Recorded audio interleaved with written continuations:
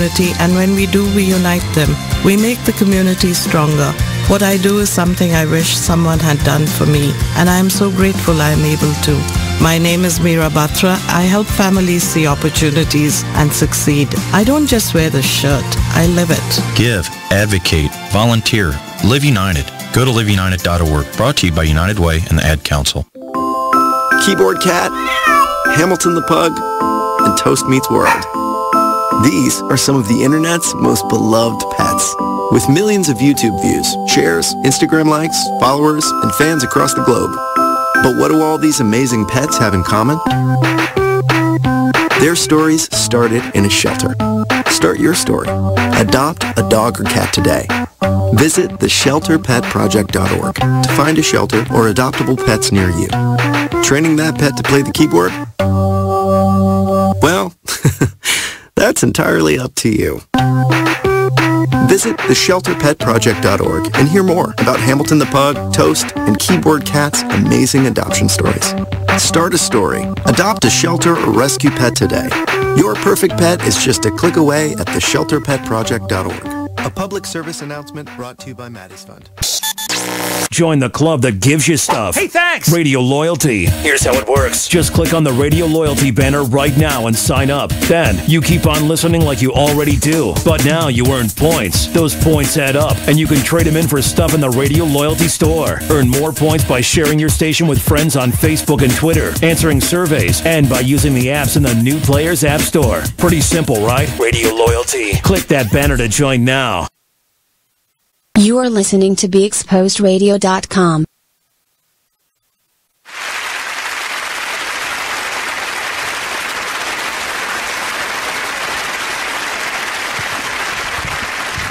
Welcome back, good people. It's good to see y'all, even though I don't see you.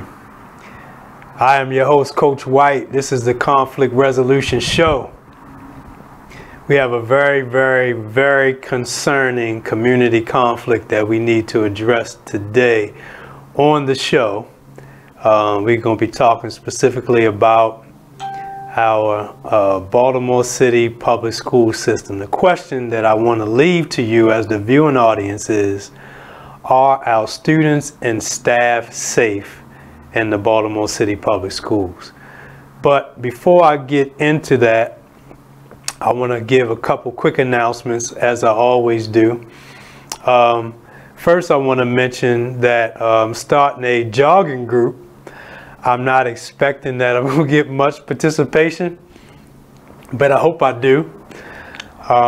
So if that's something that you're interested in, you know, on this show, we holistic personal training is about training the whole person. We redefine personal training, and conflicts are resolved. So one of the shows that we had in the past that we'll revisit is about health, diet, and lifestyle.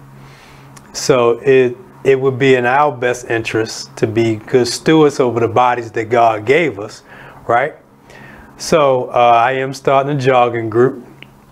I like to jog when it's nice and cold, but you warm up fairly quickly. So if that's something that you're interested in, then my email address is Darrell White. That's DARRELL White dot C as in conflict, R as in resolution, S as in services @gmail.com. Send me an email. Say, hey, Coach White, I'm interested in your jogging group. I want to be a part of that movement. So just wanted to announce that. Secondly, I wanted to announce again that I have a slot available for those that may be interested in morning workouts. You can meet me at Towson Planet Fitness, and you can meet me about 6:30.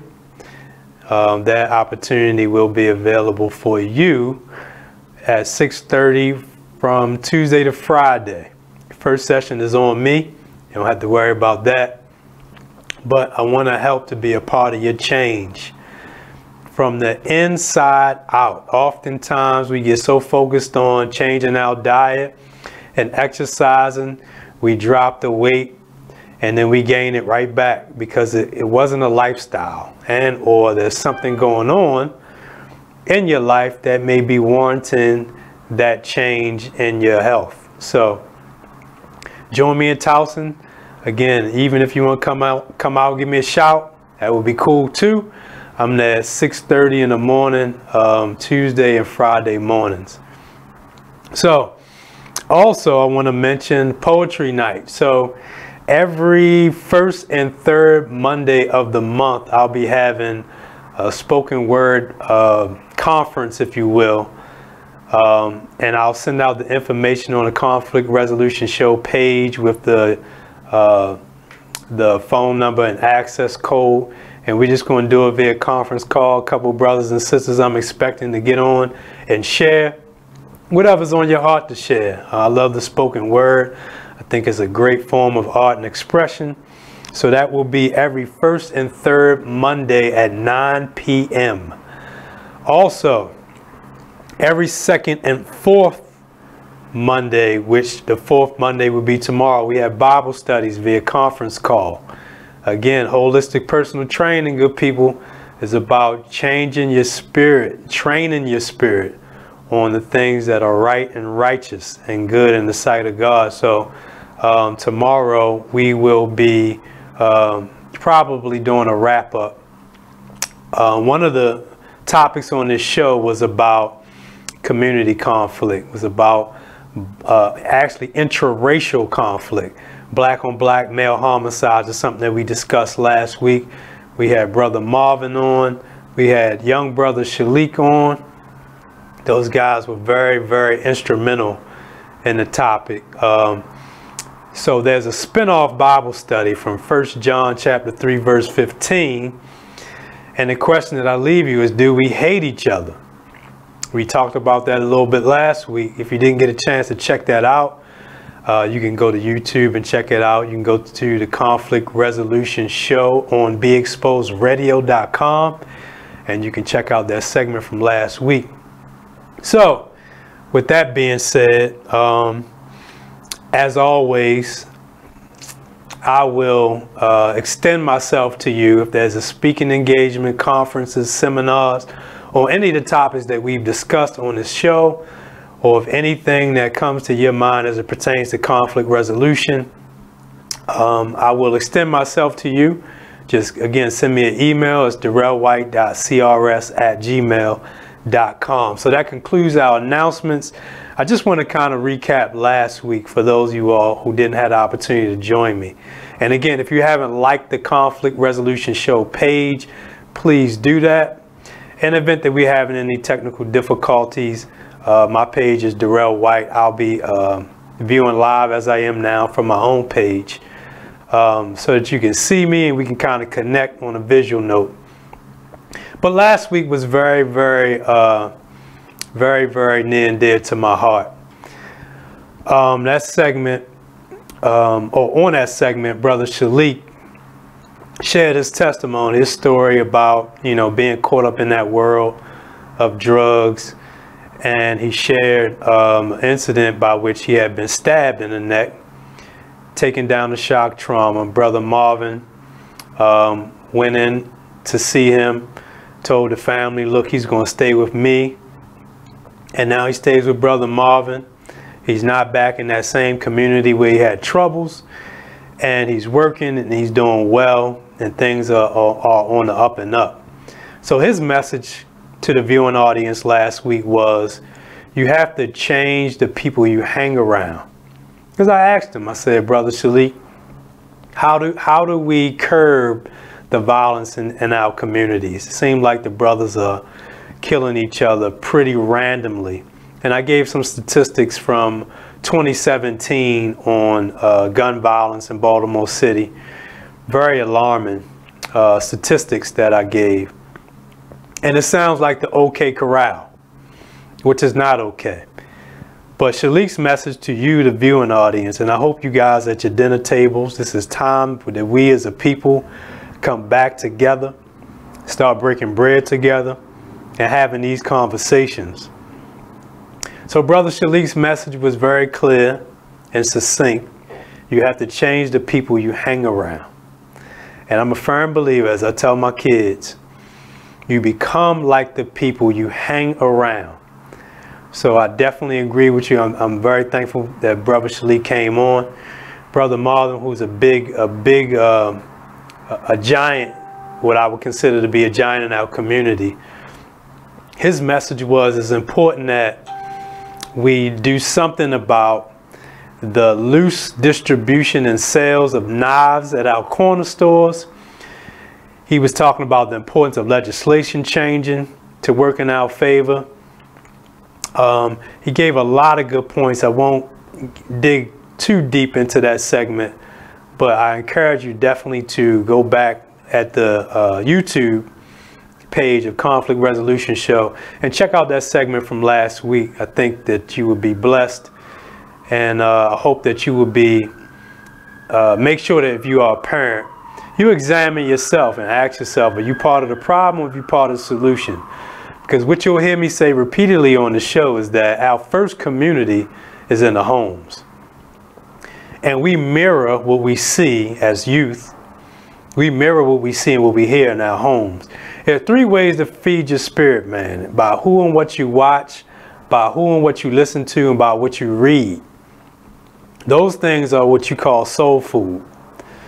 So if in your first community, which is your home, if you're being fed with violence, if your spirit man is being fed with violence and who you watch, who and what you listen to and what you read, then the chances are when you get out into the community, the external community, if you will, then you exhibit those behaviors. So if you're a parent, and this is another service that I'm extending to our young parents, and you really believe in your heart that you could use help, you can use some mentoring as a parent, then I encourage you to reach out. Send me an email and allow me to help you. I always say my work is my ministry, my business is my ministry. This is what I do. So if you are humble enough, because it takes humility, to recognize that you need to do better because you want to be a part of the solution and not the problem with what we're seeing in Baltimore City, I encourage you to reach out, send me an email. Let's talk. Let's figure out a time where I could nurture you and mentor you so that you are, again, a part of the solution and not the problem. So, just wanted to give a brief of last week's segment.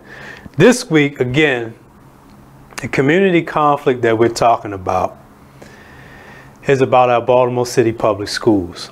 So I'm glad that today I have Brother Tony Roberts here with me. Let me share with you a little bit about how we connected. Sister Teresa, who was on one of the segments on our show in reference to the community conflict where we discuss health, lifestyle, and diet, she reached out to me. She said, "Hey, Brother Darrell, I got a brother that you got to meet. He has a phenomenal story." So I talked to him, and I was compelled within the first 30 seconds of hearing him tell his story. I said, "Man, I got to get you on." I said, "But this week, we're going to be talking about the Baltimore City Public Schools." And he had shared with me that he had been doing some work, not necessarily in the Baltimore City Public School system, but Baltimore County's public school system. And he thinks that some of the policies, the procedures, and practices are, pretty much parallel what we see going on in Baltimore City. Well, just click it. So, without hesitation, I invited him on tonight. So I'm looking forward to him coming on. We tried to give a brief preview yesterday of the show.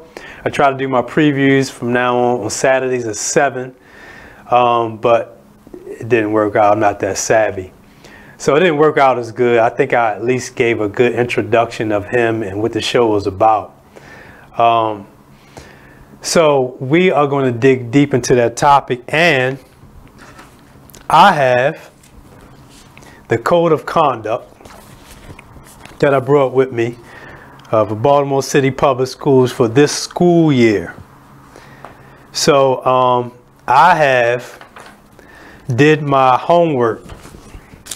I don't know if you can see this clear, but underlines, I have the X's, I have my notes, I have my questions.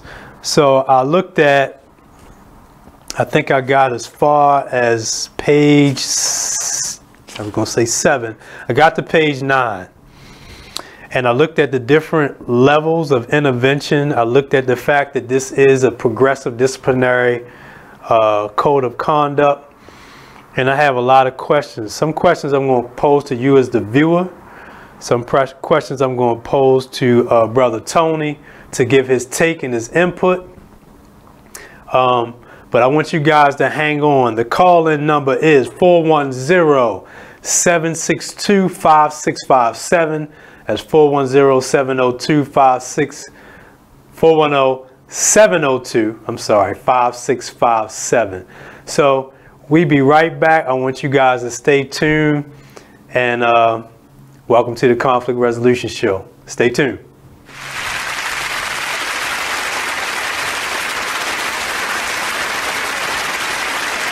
Hi, I'm LeVar Burton, and I'm proud to be a book person. How do I choose a book? Sometimes it's the cover, sometimes it's the title. I guess I'm pretty visual. If a book's really impressing me and the writing is really good, I will peek and see what the last paragraph is, because the endings of books should rock you. I am a book person, and if you're a book person too, read to a child and spark a lifetime of ambition. Join me at bookpeopleunite.org, because reading is fundamental. A public service announcement brought to you by Reading is Fundamental, Library of Congress, and the Ad Council. You are now listening to Just a Bit Outside, the sports radio show at BeExposedRadio.com. Come join us every Monday night from 8 to 10 p.m. on YouTube, Facebook, or BeExposedRadio.com. So we had a lot of things going on. Mother's Day, Major League Baseball, pink bats, pink outfits. Yeah. They certainly did the mothers good. They don't show them justice. Like Jimmy said, the pink bats, cleats, all types of pink highlights in the major leagues. The Orioles were swept by the Kansas City Royals. Wah, wah. The Kansas City Royals. Thank you, Eric. Kansas City Royals is they're like one of the worst teams in the major leagues baseball right now. Yeah, so that was a little tough. Yeah, so the Orioles no longer have the top record. It belongs to the Washington Nationals now. Yeah, so that was tough. So hopefully they'll get back on track with the next series. Maryland, we got some local sports, collegiate to report. The Maryland lacrosse. Let's shout out the Maryland lacrosse team. They are in the NCAA tournament, and Hey, this is Mark, just a bit outside on BeExposedRadio.com. Listen to us every Monday, 8 to 10 p.m. on Facebook and on YouTube. Whoa. The moment my son saw a redwood tree. It's huge! Is the moment I knew that for him, you can't even see the top of that thing. Even the sky has no limit. There are some moments only the forest can inspire. Find yours at discovertheforest.org. Learn about forests near you and discover cool things to do when you go. Your moment is out there. Find it at discovertheforest.org. Brought to you by the U.S. Forest Service and the Ad Council. The Artist Exchange Radio Show every Friday, 7 p.m. to 9 p.m. Every Saturday, 12 p.m. to 2 p.m. Real artist, real talk, real live on BeExposedRadio.com. I was meeting with a friend yesterday, and I've gotten to the point where don't ask me a question because the truth is going to come out. And exactly. Just don't do it. If you ain't looking for the truth, don't come to me. Don't do it because I can't hold my tongue. And she wants to be this stylist, boutique, but you're not doing anything in that nature, and I can't take you seriously if you're not doing those things. And I understood why people didn't take me seriously, because I found myself in somebody else's lane. I was good at what I was doing and what I wanted to be, but I wasn't doing it for me. So how can I ask you to take me seriously if I'm living in somebody else's shoes? And nobody can do what you do, and I think that's a big problem that people face now. Like, you see what somebody else is doing and you want to do that when that's not your lane. That's not your lane. That's not what you're supposed to be doing. But it's popular. It's getting that person money. It's getting that person applause. Oh, I want applause. I want money. Let me stand over here behind them. And then a lot of times people aren't honest with themselves either. Like, I was thinking earlier today, I've been woke for almost 2 days, so so you get honesty, And I was thinking, like, The Artist Exchange Radio Show. Join the Just a Bit Outside crew every Monday, 8 to 10 p.m. on BeExposedRadio.com. You want to start off? I think I'll get it out of the way on a who's not. Okay, do it. The Orioles. Right. They got swept by the Royals. They lost 4 in a row, and the last 5 games have all been decided by 1 run. The game before, or the last game that they lost before the Royals was the Nationals, and it was Weeders, of course, won with a home run. Hit the home run. Right.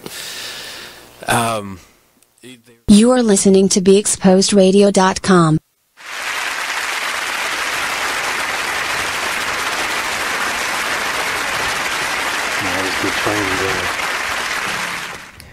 Welcome back, good people. Welcome back. I'm sitting here with my brother Tony Roberts, man. I'm glad that you joined us, man. Yeah, I'm happy to be here. Yeah, man. Listen, man, we're going to get into this thing, man. I shared the viewing audience how we connected, man. It's just amazing. And like I said, while we were just chopping it up before we came back on live, man, this was ordained by God, brother. Yeah, I agree. And it's amazing. It's always amazing to me when I sit back and think about the fact that we were born to do this at this time. Yes. You had to go through whatever you went through. I had to go through whatever I went through, but God had it in his plan and in his will that we would meet. I agree. That's amazing, man. It's amazing, yes. And it's even more amazing that we have such a conflict in our communities where the student policies and procedures are in question. And I had to get this code of conduct just so I can have a ground to stand on to even have this conversation. But before we even get into that, man, I just wanted the viewing audience to know more about Tony Roberts. So what my first question to you is, what warranted you even putting in an application to get in the school system? Because I was once one of those students. Okay. You know, and I grew up in the inner city, and I felt like that, especially young men, they needed to see more faces like ours. Yeah. You don't have many African-American males in the school system. True. So I felt like that me putting in the application, I could be the example. You know, that you can come from here and make it to there. Yeah. So that was my reason. And then when you got there, so listening to you even say that piece, you probably knew what to expect when you got there. I was kind of, in a way I did and in a way I didn't. Okay. You know, it's a lot of things that I didn't agree with that I saw, which it makes it difficult to try to stay on course and be a part of something when you feel like it's failing the students. Okay. Yeah, I certainly understand that. So what, and when we're talking about safety and security. So take me back your first couple of weeks, you know, and you pretty much, as I recall, with any job, when you first get in, you're in observation mode, right? Right. Checking out the scene, learning about the policy, the systems, the procedures, who reports to who. Meanwhile, you're looking at the student body, trying to connect and build a relationship. Right. What comes to mind as it pertains to, and some of the stuff you talked about yesterday during the preview? Talk to me a little bit about the first time you noticed when the students were leaving the door ajar for other students to come in. When I would do my rounds. You know, one of the things when I first started at the school, I had to learn the school. Okay. You know, you want to know all the exits and entrances because you weren't about the safety of students as well as the staff. So for me, a lot of times, like in the morning, I'm coming in, I go to jar the door, but you might see the door already left open, and it's like, it might be on a back hall that a lot of times no one ever goes to, and the students know this. Okay. The students will know the building better than you. They will know the staff, what staff I can get away with, what staff is going to do their job, what staff is not going to do their job. Yeah.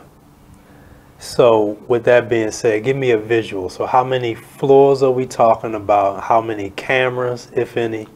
67 high definition cameras were installed there are 2 floors, and on each floor, well, the doors are on the first floor. Okay. You got 2 back hall doors that was down by my office. Okay. Then you got a front entrance door where there's a camera where when you ring the bell, the front office gets to see you, and then they ask you your business for coming, and they allow you to come in. Okay. Then as you're moving down that hall, there's another entrance to a door that goes out to a yard. Okay. Then there's another door on the left where a lot of the students who are special ed kids come through with the buses, they allow them in. And then there's another front door where you can't get in unless, again, you're buzzed in or someone lets you in. Okay. So now as we're moving down this hall, you have 2 more doors that's down by the gym area. You know, where students can come in. It's like a hallway going to the females' locker room where there's a door there for another entrance. Okay. Then you got 3 other doors down by the cafeteria where students can also come in. Then you got doors that can go through teachers' classrooms where they can allow students to come in as well. And mind you, you have in the building that's monitoring all of this, myself and 2 other guys, along with 2 police officers who actually sit and watch the cameras. Okay. So the police is responsible, I'm assuming, for watching all of the cameras. Watching the cameras. Throughout the day. Are there any, you said 67 doors? 67 cameras. Oh, cameras. Okay. Right. About how many doors would you just at rough estimate? 1, 2, 3, 4, 5, 6, 7, 8, maybe 12. 12 doors. 12 doors. Okay, we're gonna go to a break in 1 minute, but I just want to give the people a visual. So is there a camera for every door? There's a camera for every door. Okay. So the police who watch, and 1 police, 2 police? Well, it's 2 polices, but one might be watching the camera, another one might be talking to a student, or might come out and do rounds. Okay. And then my job was to cover the entire first floor. So how can I watch 12 doors by myself? I can only be at one place, and then the other person is on the second floor where there's no doors. But he's covering the entire second floor. I'm covering the entire first floor. Okay. We're going to go to a break in 15 seconds. Again, we're going to stay tuned. We'll be right back. I want to get more of a visual so that we have a scenario that we can use to piggyback on this topic. So stay tuned. We'll be back.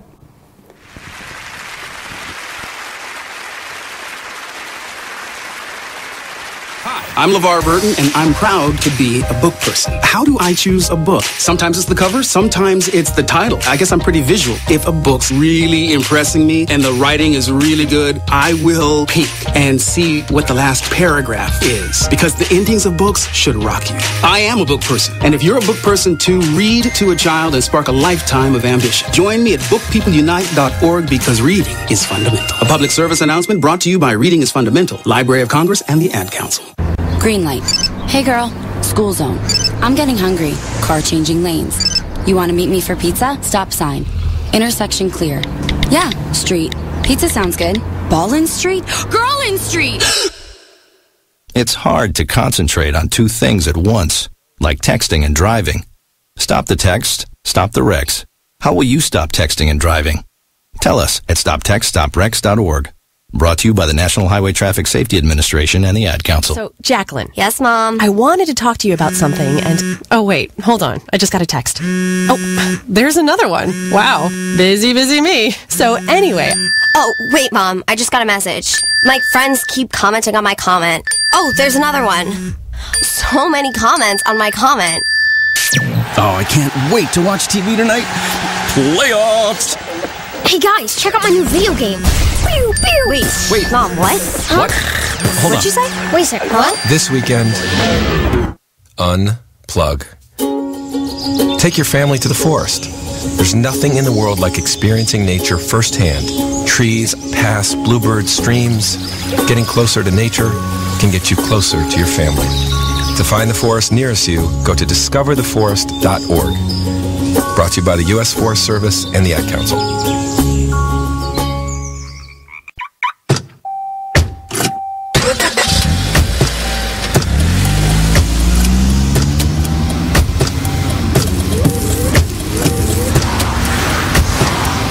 Driving has a rhythm all its own. But don't wreck it with a text. Before you get behind the wheel, silence your phone. Or better yet, designate a texter. For more text-free driving tips, visit stoptextstoprex.org. Brought to you by the Ad Council and the National Highway Traffic Safety Administration. Green light. Hey girl, school zone. I'm getting hungry. Car changing lanes. You want to meet me for pizza? Stop sign. Intersection clear. Yeah, street. Pizza sounds good. Ballin Street? Girlin Street! It's hard to concentrate on two things at once, like texting and driving. Stop the text, stop the wrecks. How will you stop texting and driving? Tell us at stoptextstoprex.org. Brought to you by the National Highway Traffic Safety Administration and the Ad Council. You are listening to BeExposedRadio.com. Welcome back, good people. Again, sitting here with my brother Tony Roberts. We're going to get back into this. I just wanted to ask a couple questions to get a visual. So during the break, we were talking about the hall monitor on the second floor who sits and watches the hallway. We have the police who are constantly looking in the cameras. Brother Tony is on the first floor, but he's roaming. Right. There's a group me chat text for the staff. For the staff. Yeah. So that there's a communication between you, the hall monitor, and the police. As well as all of the vice principals and the principal. Okay. All of them are also in the group meeting. Okay. Yeah. And that, if I'm putting myself in that scenario as a teacher, so far, I feel pretty safe. Right. Because I know, at least I think that the communication is there for the teachers to know where the hall monitor is, where you are, what the police are actually doing, and the fact that there's a group message. All right, so now take me from, now I'm in a classroom. And now I have an incident. Well, I'm sorry, let me back up because you mentioned something yesterday I want to go back to on the preview.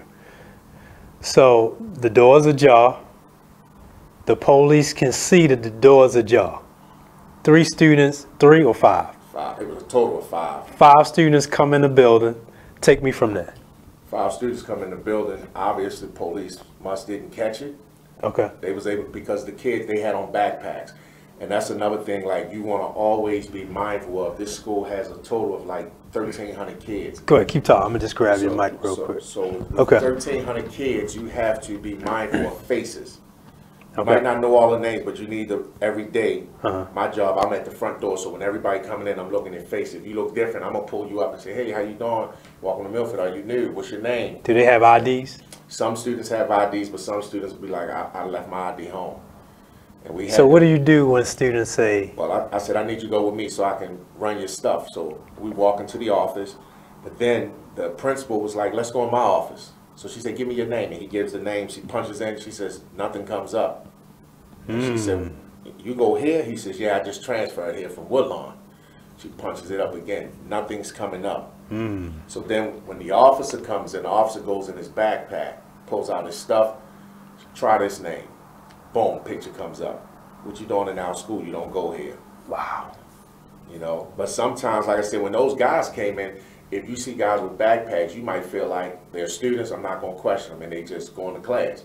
And that's how these guys must have got to that second floor, because they were up on the second floor. But then a teacher was like, you know, called on the radio and said, man, some guys up here that don't look like they're students. Okay. And they had backpacks, so they was posing as students. Sure. Right. Camouflage. Camouflage. Yeah. And again, you see all these backpacks, you talking 1,300 kids. That's a lot of kids, and there's only so many staff. And it's like you got new kids coming and going every day. Transfer in, transfer out. That's a problem. Yeah, so you really have to be mindful of your population. So let me speak as the principal. If I'm the administrator, because safety and security is a high priority, my thinking is that every student should have a ID visible. Yes. And if you don't have one, my initial thought, and I'm being biased because I'm not an administrator. My initial thought is that you shouldn't even be allowed in the building at all. Should be. But you're saying that in some instances, students are able to get in without an ID. Yes. And they're supposed to, if I'm, let me take my administrative hat off, and now I'm the student. I am supposed to, if I don't have an ID, do what exactly? Go to the office? Go to the office to sign in. But guess what? Say you my man. You text me. Okay. Tone, yo, come down to the cafeteria door. I'm around there, let me in. Now you ain't got to come through the front door. You just text your man. He gonna get up and he might say to the teacher, I need to use the bathroom. Teacher not thinking, she writing a pass. Now we got a pass. So now when the hall monitor confronts you, you can say, man, I got pass, I'm going to the bathroom. But the whole time you still going somewhere else. Yeah. It's very complicated. Like, you really have to be on point. So then like he opens the door, man, then you ain't even got to go to the office now. So it's like you've been in school the whole time. If don't nobody catch it on camera. Wow.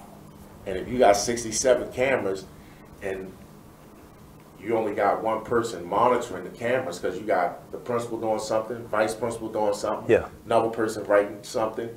So it's easy for a person to slip in. Yeah.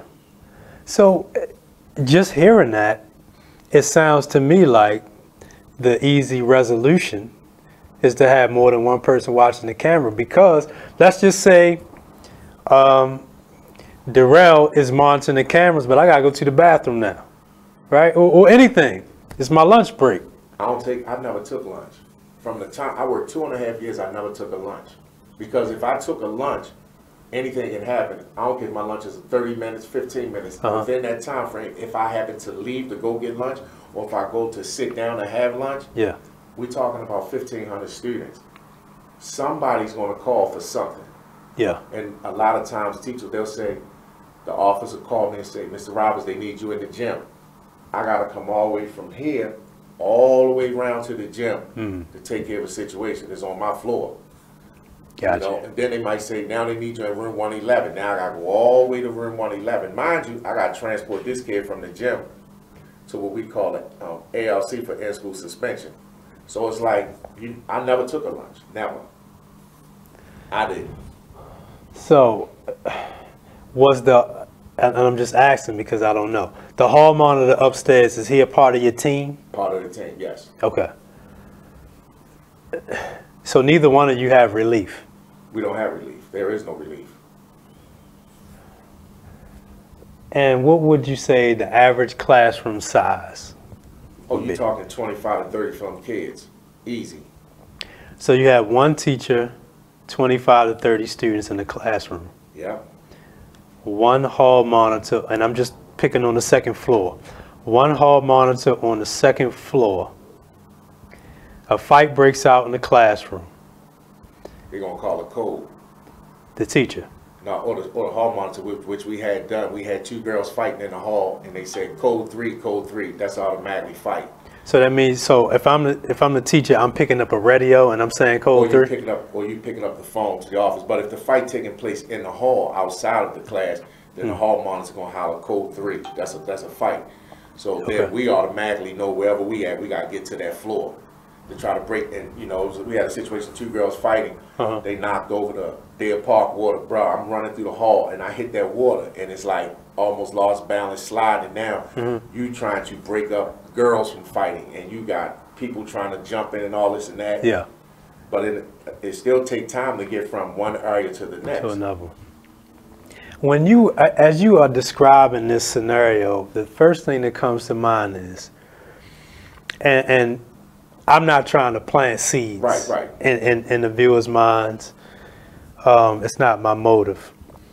I'm just concerned about the safety and security of the students and the staff. When you were describing that, or giving me that illustration, what came to mind for me is a Columbine. Okay. Right? That could easily happen. So I'm thinking, as you said, your homeboy lets me in the side door, right? He has a pass to go to the bathroom. Now I'm just putting it all together. Pass to go to the bathroom from the teacher, so he's justified showing the hall monitor, I got a pass, I'm good. I'm in the hall, yes. Yeah. Open the door. He opens the door, and I'm going to say it's on the first floor because the second floor didn't have any doors, right? He opens the door. The guy comes in. He starts a fight, right? But there's also a fight on the second floor. So we're asking Tony, who calls a code 3. So I'm assuming, correct me if I'm wrong, the hall monitor from upstairs comes to assist as well. Right. So now we don't have anybody on the top floor. Nobody's on the top floor. If that's not a ladies and gentlemen, if that is not a problem, go ahead. I tell you how serious it can be. You have gentlemen who go to schools, or females, and they allow their homeboy that don't go to the school and to take up a beef. Like they might have a beef with somebody and they say, okay, I'm gonna contact you, you let me in this door out and let me know when you're in the class with this dude and I'll deal with him. We've had a young lady come from Woodlawn High School, first thing in the morning, walked into the school like she was a regular student, and I was like, wow, she was bold to come into a whole nother school by herself to fight somebody. Yeah. And anybody can carry a weapon. Yeah. Because there is no metal detectors on the doors. So it's nothing for a student to come in. If I walk in and I got a gun in my dip or a knife, who's gonna check me? I'm walking in. I'm going to my class. Everybody got backpacks on. Nobody's checking backpacks. So again, we're basically, the staff is relying on the students not bringing weapons. But if they chose to bring a weapon, we really wouldn't know. And only time we find out is if something happens and they say we're going to do a code 2, which is a search. And if how often do they happen? It depends on the student. If the student's not supposed to be in the building, they'll do it. Or if a teacher say they think the student has marijuana, they'll do, or a weapon, then we'll do a search. But other than that, nah. How can we, this is heartbreaking, how can we in 2018 not at least do random searches, like regularly?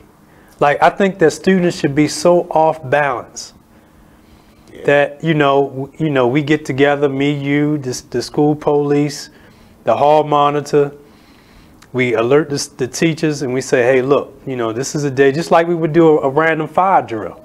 Right. We would say, look, we're going to do random searches from this time to this time.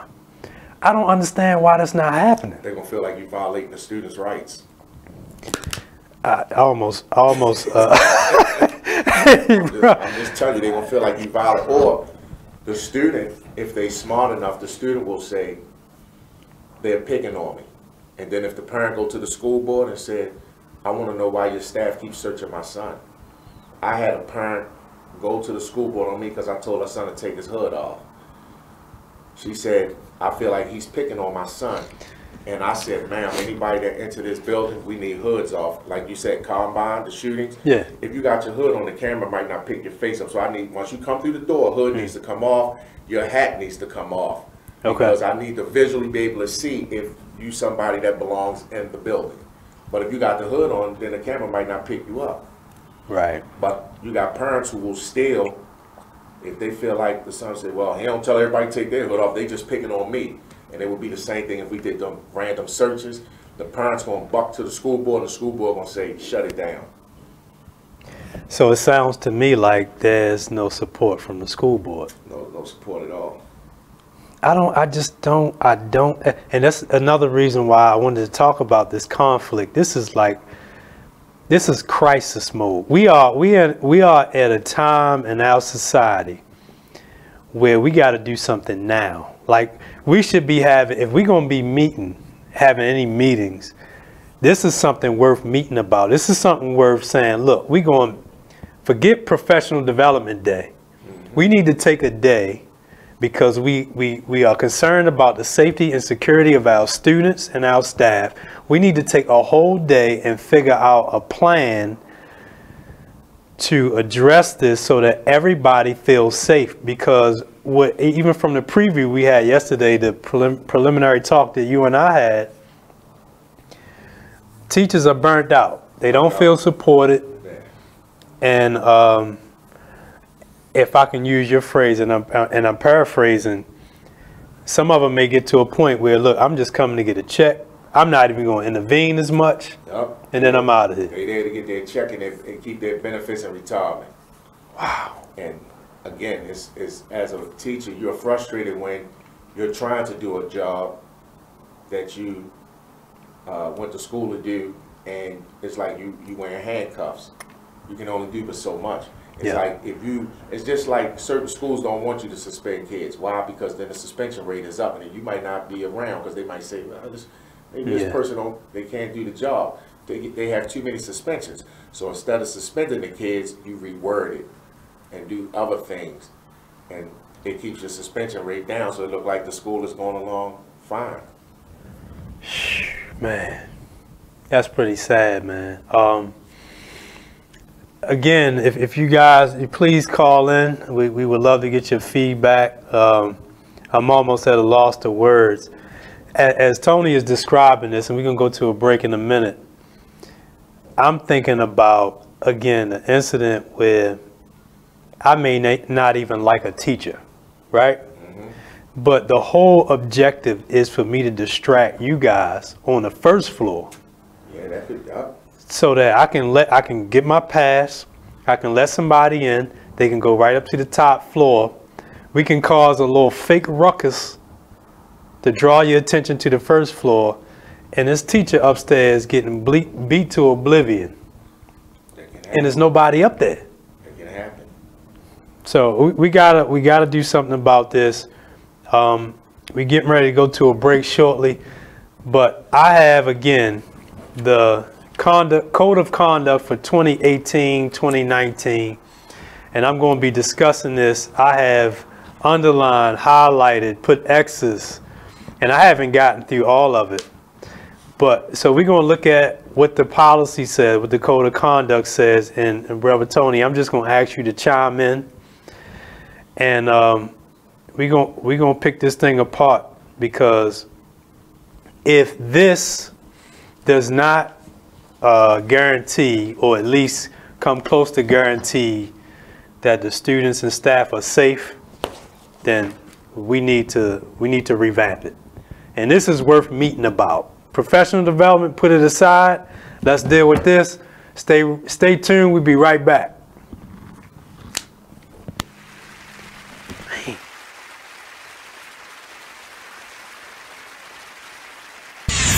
We're rewarding you for something you already do, listening to us. It's Radio Loyalty, and it's an easy way for you to get free stuff. All you do is sign up. Go ahead and click the banner now. You'll earn points as you listen. Points you can trade in for great products and services in the Radio Loyalty store. You can earn even more points when you share your favorite station with friends on Facebook and Twitter. Radio Loyalty. It's free to sign up, so click the banner to join now. Here's what you missed on Salacious Life Radio. You know, when it comes to your children, especially if you're dating someone that you actually like, you do want it to work. So you're gonna hope and encourage the relationship between your child and that person because you like that person, you know, so you're gonna hope for the best. I mean, sometimes, yeah, it just doesn't work and you can't make it work. You can't force it. It's like a branch. You keep bending it. Eventually it'll snap, and even if you put it back together, it'll never be what it once was. But you definitely pray on it. You hope for the best, you know, because like nobody wants to spend the rest of their life alone just because a particular relationship didn't work out, but you had this beautiful creature as a result of it, you know. But you don't want to necessarily spend and you're not all of a sudden a bad person. You're not all of a sudden not going to fulfill this other person's needs. You, madam, are a harlot and a scoundrel. Because I had one kid while I was still married. Like,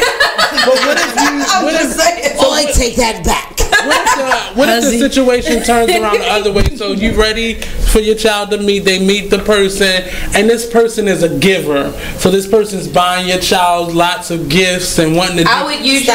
Do you like, let I don't, you don't like if it's a birthday or some sort of holiday or something like that. Okay, and they want to get them a few things or get them something. Okay, but just on like a regular basis, like unless it's like Nestle's Quick or something that you can get from like, you know what I'm saying, or like Kit Kats or something like that. Like, no, don't spend a lot of money on. I'm sorry. It's unrealistic.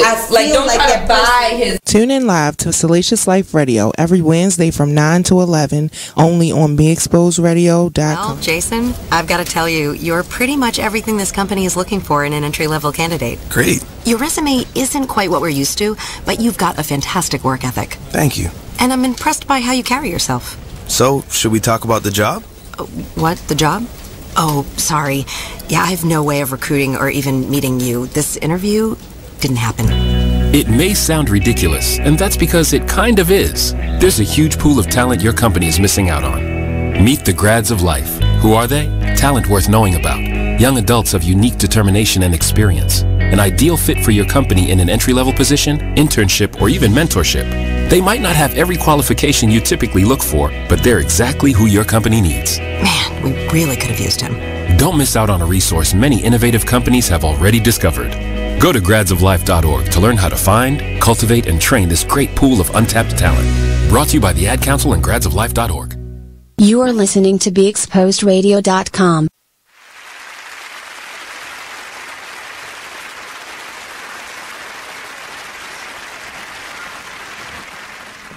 Welcome back, welcome back. This is the Conflict Resolution Show, where personal training is redefined and conflicts are resolved. I am your host, Coach White, your holistic personal trainer. Again, I'm sitting here with my brother, Tony Roberts, and we are talking about community conflict. Specifically, are our staff and students safe in our Baltimore City public schools? Please give us a call. We would love to get your feedback. The number is 410-702-5657. That's 410-702-5657. Or leave us a comment in the Conflict Resolution Show page or my personal page. And then we'll check it and be able to give you some feedback. So, again, I have the Code of Conduct for 2018-2019. So there's a couple things I want to read out loud. Now, Brother Tony, what I do know is that most of us would probably take this and trash it, right? Mm-hmm. And I'm speaking as a parent. I'm being completely honest. I'm not going to read this because I have my own code of conduct in my household. Right. And if something is going on, the teachers will call me and let me know, or I'm that adamant and involved in my child's education where I know what's going on, so that if it's a red flag that's raised, it's a red flag that's raised as a result of my child not abiding by my own code of conduct. Right. So I'm not really paying attention to this. This is in the trash at best, but every student allegedly gets it and nobody reads it for the most part. But I'm going to read it. I'm going to assume that the viewing audience hasn't read it. So there's a couple things I'm going to read. I'm not going to go in depth. But what was very tricky, not tricky, I'm sorry, that wasn't a good word to use in this context. What was very interesting to me is the levels of intervention that this spells out. But I'm just going to read a couple of things. Page 2, it says the Code of Conduct was developed to provide levels of disciplinary responses that match the severity of an incident, while also focusing on ways to redirect behavior and teach students appropriate responses and behaviors. Disciplinary responses should promote positive relationships, student learning and responsibility, and the adoption of prevention and intervention support strategies. The use of suspensions and expulsions as disciplinary measures is a last resort, and when employed should be implemented in a way that minimizes the time that students spend out of the classroom.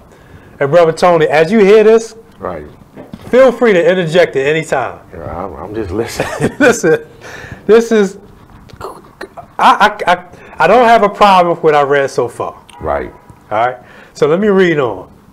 So then it says, in 2017, City Schools launched Building a Generation, City Schools Blueprint for Success. The blueprint identifies as a foundational priority the promotion of student wholeness with a vision of inspiring students to reach their full potential and pursue their passions and interests. I don't have a problem with that, right? Mm-hmm. Let me move on. So this section is about the application. This is page 3, the application of the Code of Conduct. Just a few sentences. The Code of Conduct applies to students at all times while they are in city school property, on city school property, at any school-sponsored activity, including field trips, and while traveling to and from school or any school-sponsored activities. All right, I got that. So this section, pay attention, good people, is about students with disabilities. It says City Schools is committed to eliminating the disparate impact, which disparate meaning not allowing comparison, impact of discipline on students with disabilities. Additional steps must be taken when students with disabilities, including those with individualized educational programs and Section 504 plans, are disciplined. The Code of Conduct requires principals and school staff to follow board policies, CEO administrative regulations, and state and federal laws concerning the discipline of students with disabilities, including procedures for determining manifestation, that is, whether the behavior is linked to a student's disability, conducting functional behavioral assessments, and developing behavioral intervention plans. So, when I read this, I said to myself, what is, it mentions the board policy. So what are the board policies as it pertains to Code of Conduct? What are the CEO's administrative regulations? What are the state and federal laws? Because I don't know that by reading this Code of Conduct right here. I know what the reference. Right. Right? And I remember the preliminary talk that you and I had yesterday, and you talked specifically about students with IEPs. Right. And how you got to deal differently. So here's my thing. Most of the time, staff not even aware of a student's disability. Okay. Because they feel like it's private. Okay. So let's say you're a teacher. Mm-hmm. I put a kid in your classroom and he has some type of anger issue. But you don't know it though. Okay. You don't supposed to know it. Okay. You won't know anything until something really kicks off, and then it'll come out, this kid has this. My thing is, how can we not know about certain students? Like certain staff don't have access to certain students. The principals that have access to all of the students, the vice principals, but you got kids in your class that this kid have been traumatized where he watched his mother get killed by his father, but you don't know this. So you already at a disadvantage because you might say the wrong thing. The trigger. So now it's on you. It's going to be your fault. Yeah. But my thing is, why can't the teacher know?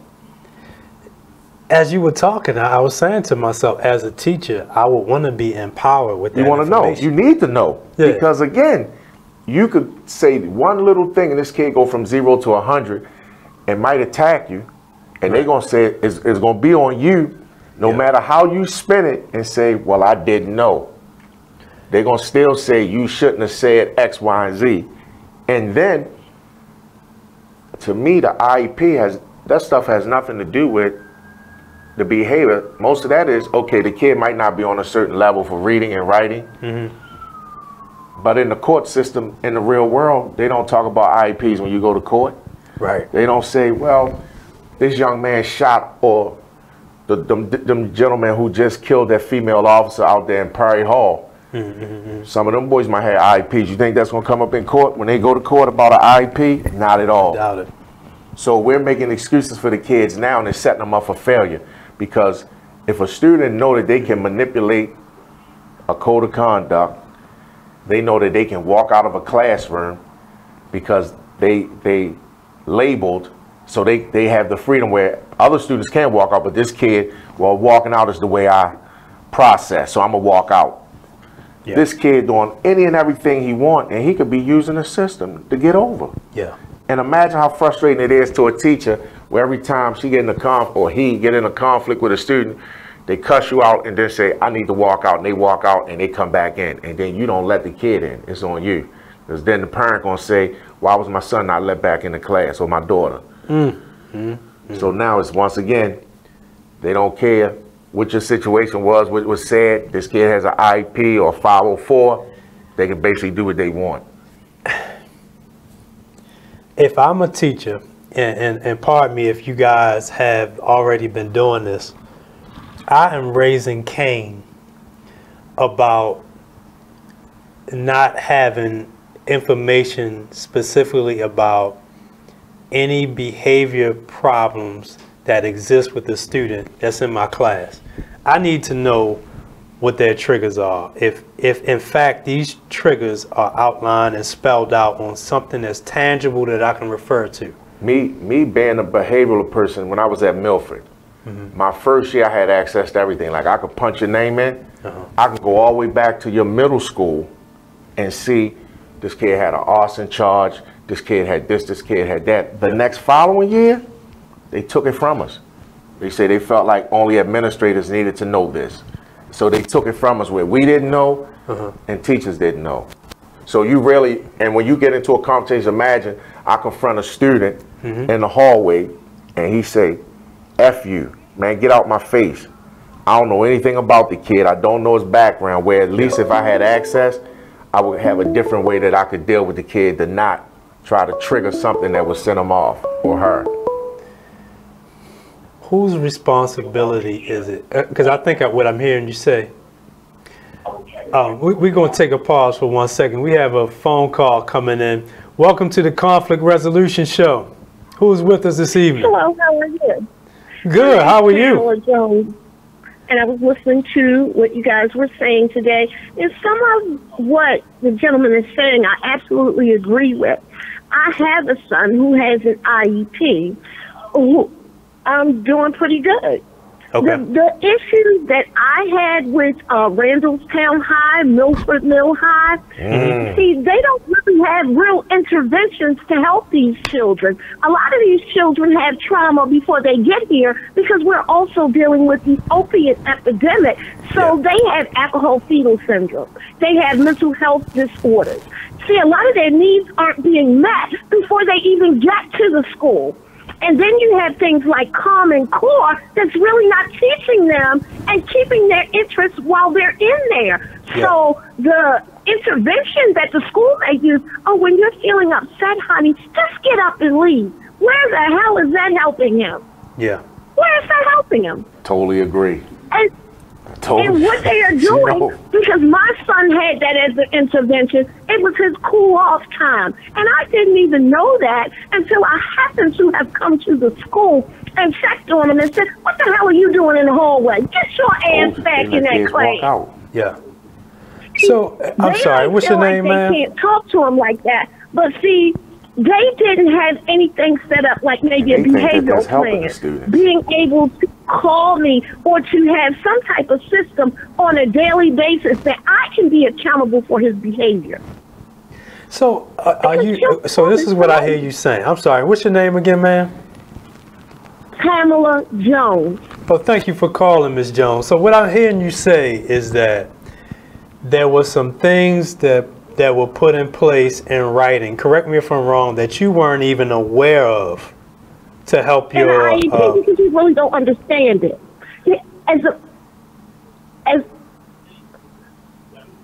You still there, Sister Jones? Yeah, I can hear you. Okay. I'm sorry. I think you were cut off. Can you finish your statement for me? I said when a parent goes into the board and they have the IEP meeting, there is not a lot to, most of the time, can you hear me? Yes. Most of the time, most of the parents don't understand all the students' rights as well as the parents' rights when you go in there. And what can be done and what can't be done. Because a lot of these issues, either they're not equipped to handle, they don't want to handle, and like I said, sending them out, suspension, all these things. At the 12th grade year for my son, he was, I got a court notice for him, and he hadn't even been arrested. And I said, I'm not taking him to court. What is this? It's some type of summons or something that happened while he was in school that I wasn't even aware of, that he got up, he carried on, he did whatever, but they know that he has these outbursts. Nobody ever called me. You know, at the end of the year, they said, oh, he was disrespectful. Oh, he was this. Well, what about the behavior plan we put in place? How come you didn't put this on the paper so that I would know before we got right here? So, again, when I go into the IEP, I don't know a lot of my rights. I don't know how much of this plan has actually been implemented inside the classroom. Yeah, wow. Well, thank you for your call, Sister Jones. We definitely appreciate your input, and don't be a stranger to us. Call back again sometime. All right. Have a good day. You too. Thank you. See, and as a parent, what she's saying is right. This handbook, how many parents understand this lingo? Yeah. And that's where they get us. You know, they send the handbooks, they give the handbooks to the kids. You sign for the handbook, then they tell you take it home to your parent. But again, how many parents understand the language that's in there? And wow, this is worth a meeting. Dang. See, it's a lot of meetings taking place, but these are the things that we need to be meeting about. Now, granted, I was in the school system as well, and unfortunately, we didn't get a lot of buy-in from the parents unless they heard something happened to the kid. Right. And then they rush. And I understand that. I didn't understand the lack of buy-in from the beginning. But what I'm saying is that this is worth a meeting to explain the code of conduct, to explain, as Sister Jones alluded to, the IEPs, the behavioral plans, and things of that nature, so that everybody is clear. And the parent could be doing her part, and the school can be doing their part, and then it can be a real community working together with the whole motive of making the student better. Like the parent just said, she don't feel like her son letting him walk out is helping him. I'll give you a scenario. So if we tell this kid, whenever you feel in a certain way, you can walk out. If he's confronted by a police officer and he feels like, I could do the same thing, I could just walk away. Watch out now. We got another problem. We got a whole nother problem. He's been taught to walk away. When things get tough or whatever, walk away. He might go to walk away from the officer, and the officer might feel like he got a weapon or anything. Yeah. But we're not even thinking like that, though. We just feel like, let the kid do what he want, babysit the situation, and it just keep. And again, we need to revisit everything in education, period. Especially the discipline, it needs to be revisited. To all the viewers, and I agree, to all the viewers, we need to hear from somebody on the board. We need somebody from the board to call on and give your feedback, because this is I don't even have the words to describe it. But what I will say is that as I was reading this, because I'm a policy guy, right? I always like to refer to something in black and white. I like to pick it apart. I like to make sure that I can understand it clearly so it can be communicated to who it needs to be communicated to, and then I can have a solid point of reference. Right. So what I did when I looked at the students with disabilities section, I said, well, what in the world are the board's policies? What are the CEO administrative regulations? What do the state and federal laws say concerning students with disabilities? So I went to, it's called the amendment, it's called the, I'm sorry, page 11 of the, where did I write it? I got so many notes around here, I'm sorry. The reference is safesupportivelearning.ed.gov. I'm gonna repeat that, safe supportive learning, all one word, .ed.gov, under Maryland compilation of school discipline laws and regulations. Again, that's Maryland compilation of school discipline laws and regulations, and it was prepared January 26th of this year. Page 11 is about teacher authority to remove students from classrooms. The law reference is 7-305 under suspension and expulsion. And it has an interesting note underneath, and it says amendment subject to contingent abrogation, which means abolishment, right? But it reads this way. Section E reads, it's about returning to school premises or classrooms.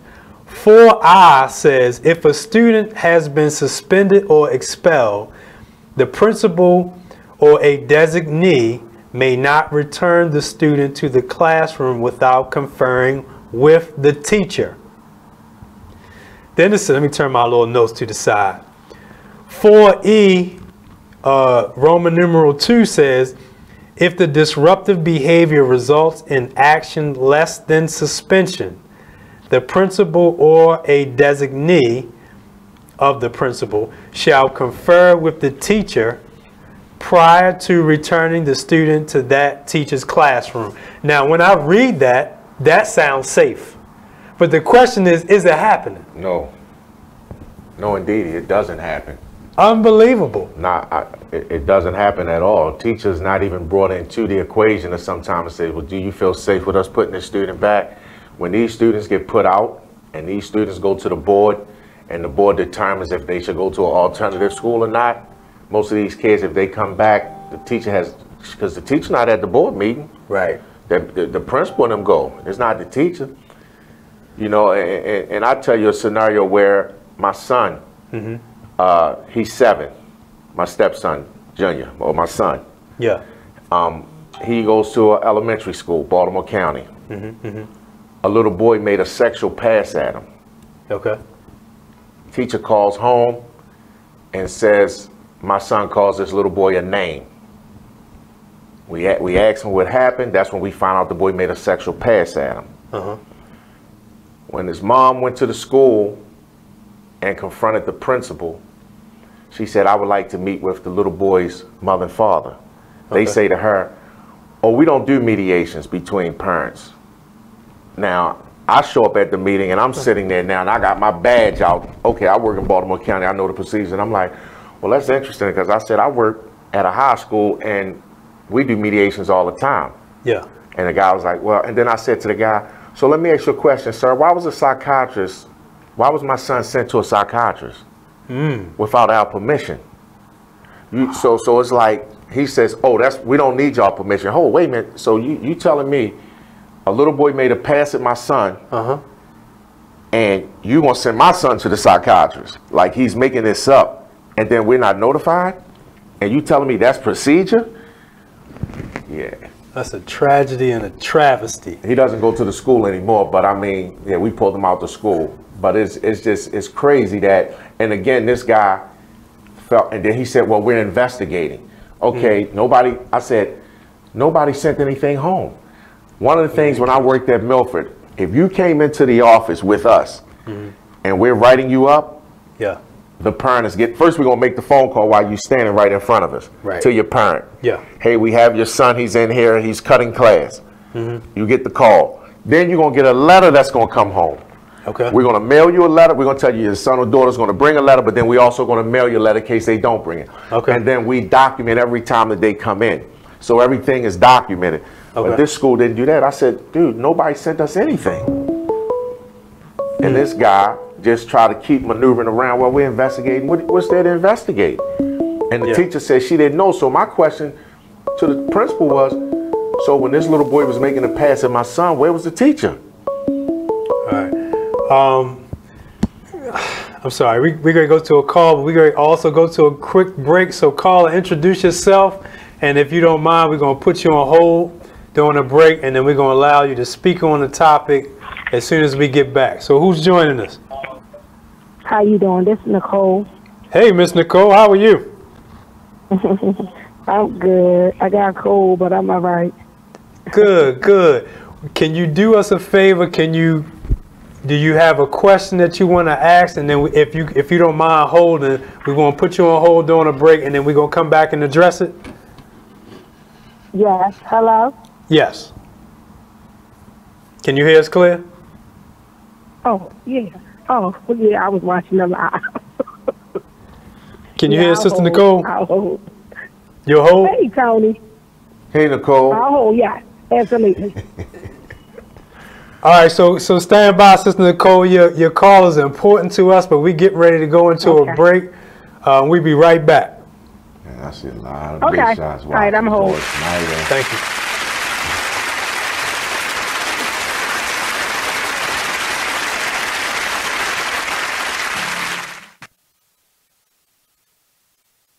Keyboard Cat, Hamilton the Pug, and Toast Meets World.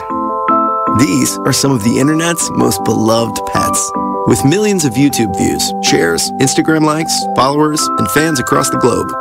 But what do all these amazing pets have in common? Their stories started in a shelter.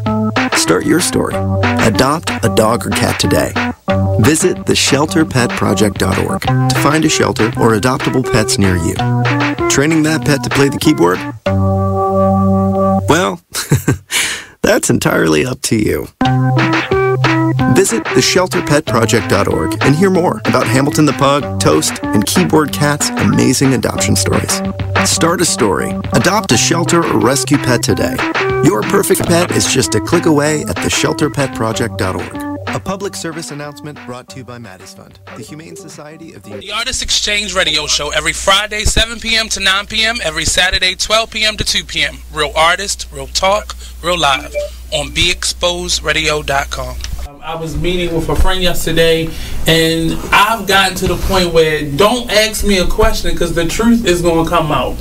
Exactly. Just don't do it. If you ain't looking for the truth, don't come to me. Don't do it because I can't hold my tongue. And she wants to be this stylist, boutique, but you're not doing anything in that nature, and I can't take you seriously if you're not doing those things. And I understood why people didn't take me seriously because I found myself in somebody else's lane. I was good at what I was doing and what I wanted to be, but I wasn't doing it for me. So how can I ask you to take me seriously if I'm living in somebody else's shoes? And nobody can do what you do, and I think that that's a big problem that people face now. Like, you see what somebody else is doing and you want to do that when that's not your lane. That's not your lane. That's not what you're supposed to be doing. But it's popular, it's getting that person money, it's getting that person applause. Oh, I want applause. I want money. Let me stand over here behind them. And then a lot of times people aren't honest with themselves either. Like, I was thinking earlier today, I've been woke for almost 2 days, so so you get honesty, yes. And I was thinking, like, The Artist Exchange Radio Show. You are listening to BeExposedRadio.com. Welcome back, good people. We have Sister Nicole on the line. Sister Nicole, your call is very important to us. So talk to us. What do you have on your heart to share? How you doing? Good evening. Good evening to you. Okay, so I am a person that attended Baltimore City Public Schools. Okay. My son on the other half, he did not. He attended county school. Okay. And I remember just being passed through. It was classes that I didn't even attend that I cut out, and I still passed those classes. And I'm 48 now. And the IEP thing, let's talk about that. Okay. Let's talk about it. Going to Baltimore County Schools at first, before Anne Arundel County. They caught something was going on with my son's reading ability in the 3rd grade and called me up for a meeting with the guidance counselors, the social workers, his teachers, me and my son. And they said, and they asked me, is it all right for me to allow them to test my son? I wasn't aware of no IEP because I was like, my son ain't dumb, my son ain't stupid. All I gotta do is just whip his tail a little bit more. This is what I'm saying to myself. But when I talked to my girlfriend and them that was already educated on it, and they broke it down to me, that was the best thing. That was the best thing for my son.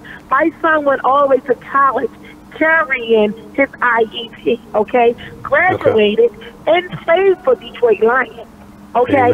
So the IEP is a must with these Baltimore City schools. The teachers, they're not pushing it. They not having these meetings with these parents. They don't care. And it is so sad, and it hurts me. And that's why on my day off last Monday, Veterans Day, I was at Douglas High School, and I videoed the entire meeting with all of us sitting in there with the principal, and I think I got like over 10,000 views. But my thing is, I have a talk show too, the Nicole Show.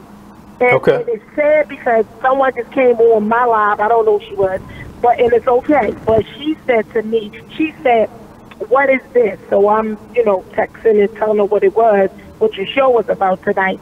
And then she said, well, fortunately, I don't have that issue. Well, fortunately, I don't neither. But I'm willing to go to North Avenue with parents that have kids in school. Okay? Fortunately, I want to know where the casino money is at. Okay? Like, fortunately, I want to see the next city children. I want to see them to succeed like my son did. You understand? So I hate when parents come on there and say, well, my child not doing this, and my child,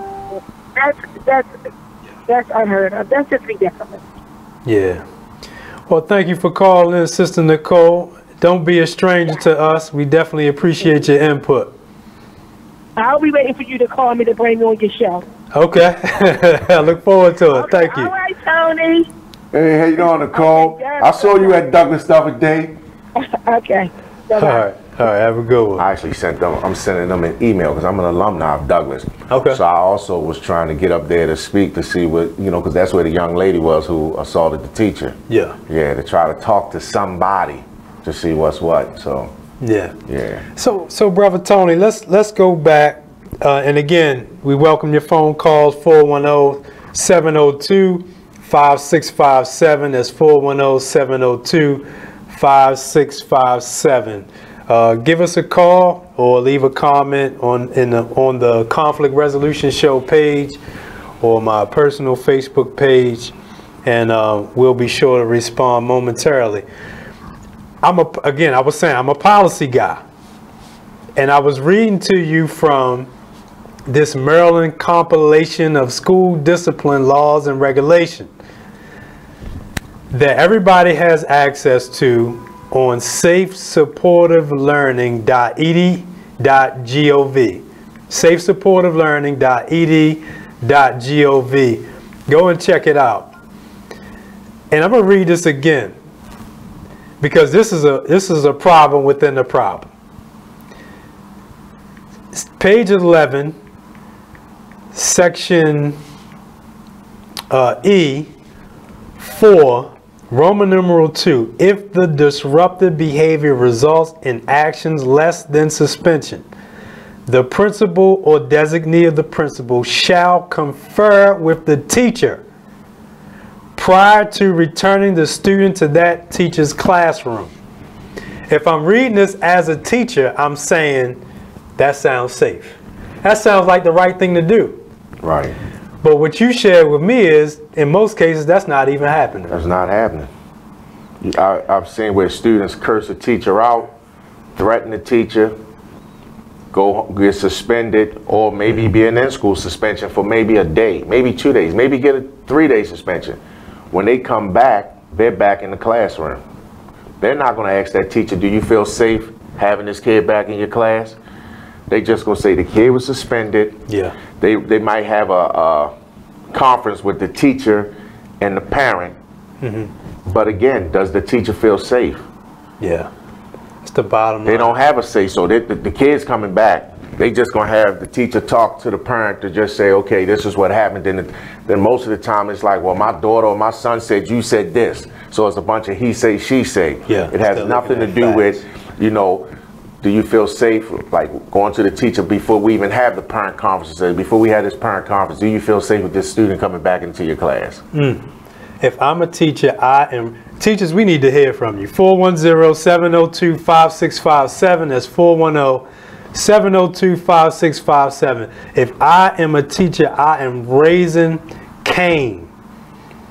If I put a student out of my class, according to the policies and procedures, and again, I'm dismissing the fact that I have provoked the student. I'm not talking about a teacher that's provoking students. I'm talking about a teacher that's doing the right thing.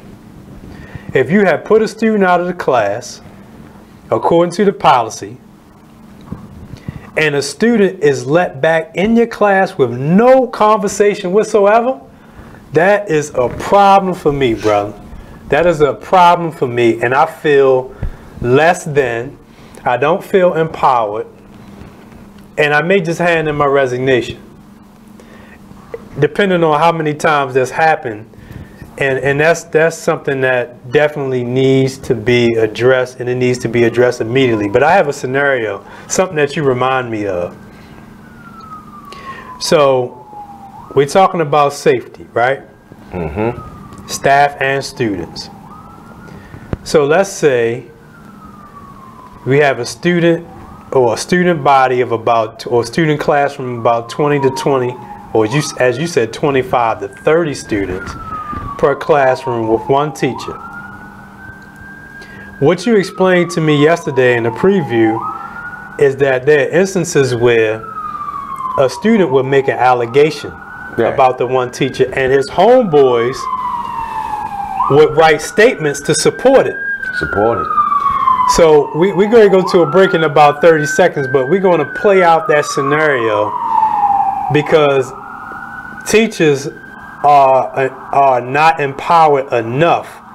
But picture being a teacher, or imagine being a teacher where a student has made an allegation about you, and his homeboys or homegirls have written statements that mirror what he said, and now it's a done deal for you. So we're going to talk about that when we get back, so stay tuned.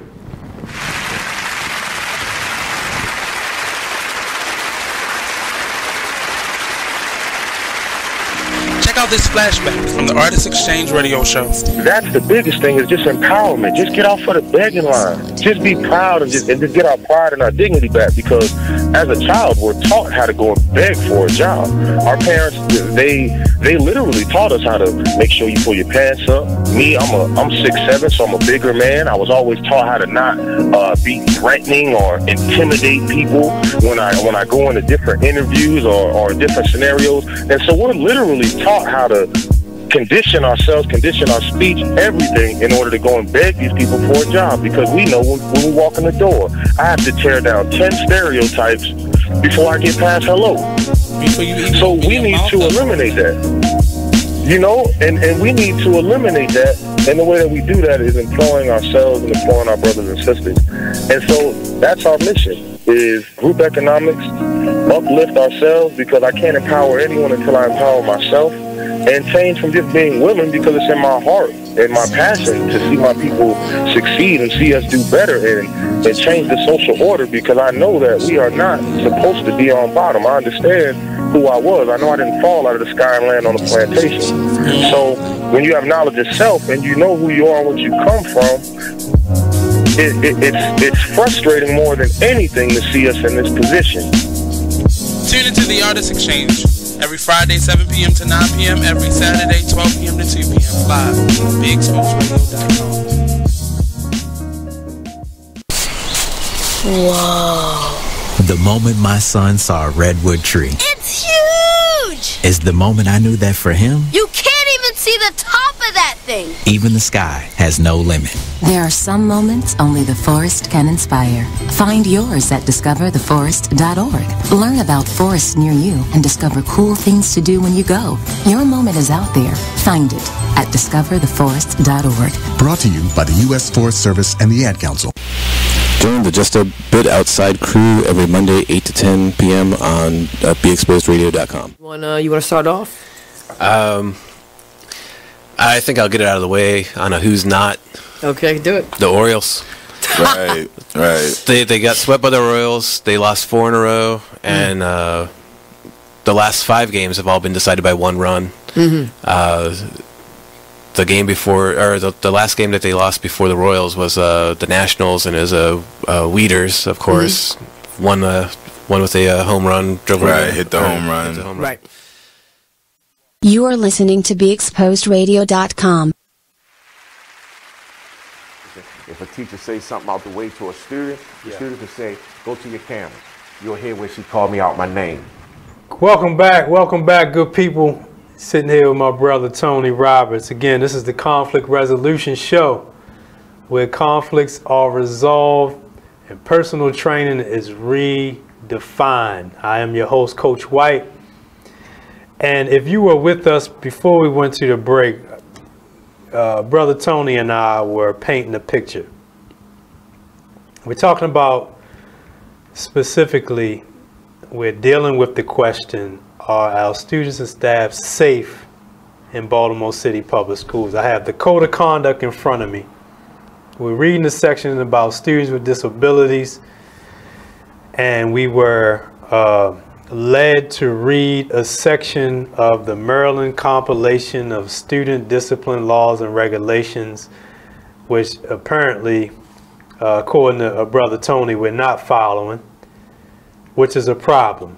But here's the scenario I want to paint. 4 or 5 students, they're buddies. They make an allegation that a teacher threatened them. It sounds very easy for that to happen and for a teacher to be put on administrative leave because it's the 4 or 5 students' word against the teacher's word. And you pose a question. Why aren't there cameras in the classrooms?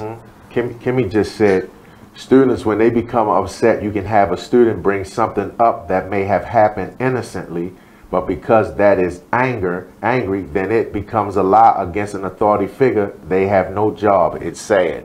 Wow. That's what I'm telling you. She used to work at Charles Hickey as well. Wow. So again, you know, if we have cameras in the classroom, that covers everything.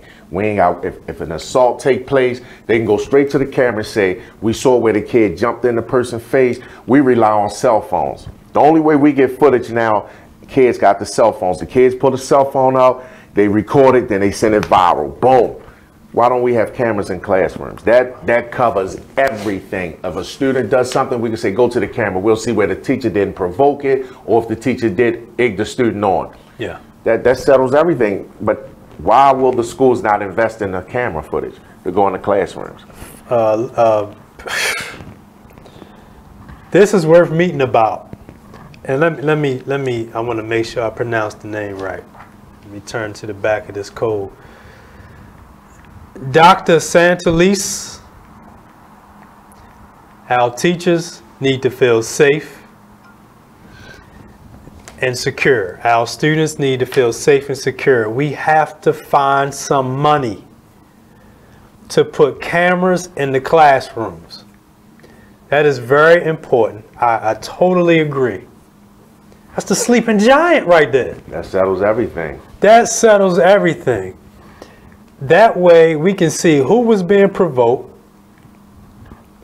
be it staff or students, And we can get all the details right there. So when we had that school police, they're sitting back, as you described, looking at the cameras. They're also looking at the cameras in the classrooms. Yep. We need to have more than one person monitoring these cameras. Right.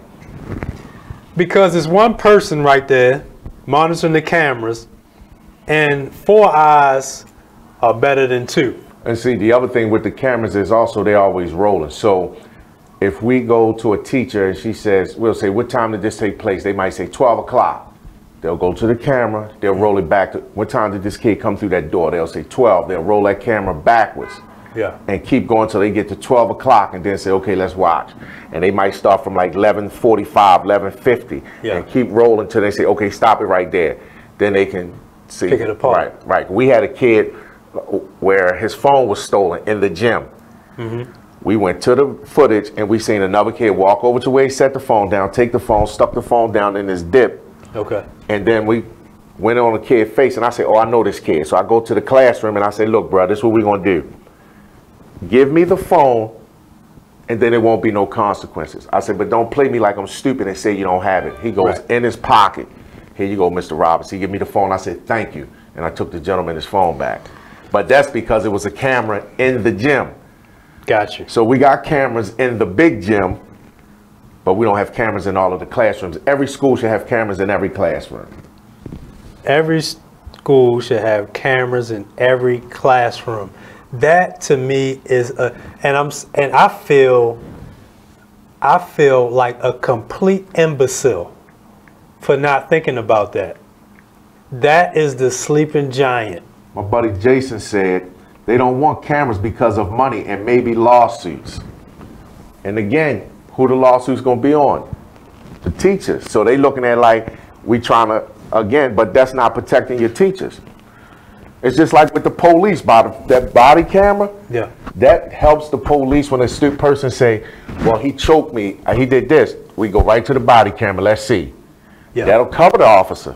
Yeah. But if the officer did wrong, it's also gonna set them up. So it's the same thing with the school. If the teacher do wrong, you hanging yourself out there to dry. So like, I agree, they might just don't want it there because it might be too many lawsuits. Listen, I don't even care at this point. I prefer, if the overall objective is to have a safer and more secure school, this is what we do know. What we're doing right now is not working. We need cameras in the school, and students should not be allowed in the schools without ID. Period.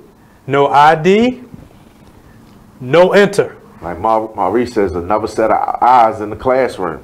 And that's what it is. And then it can even, whereas though now when you have footage, you also have, when you go to a board meeting, say, okay, we want y'all at the board to see this kid in action. Yeah. But if we don't have footage, we only can go off of, well, the kid cussed the teacher out. You're going off of what was written. The kid cussed the teacher out. You have that footage, you can see this kid, really perform. Now the board can see the person in a whole nother light. Right. So, yeah, we need to invest in cameras for the classes. Absolutely. 410-702-5657.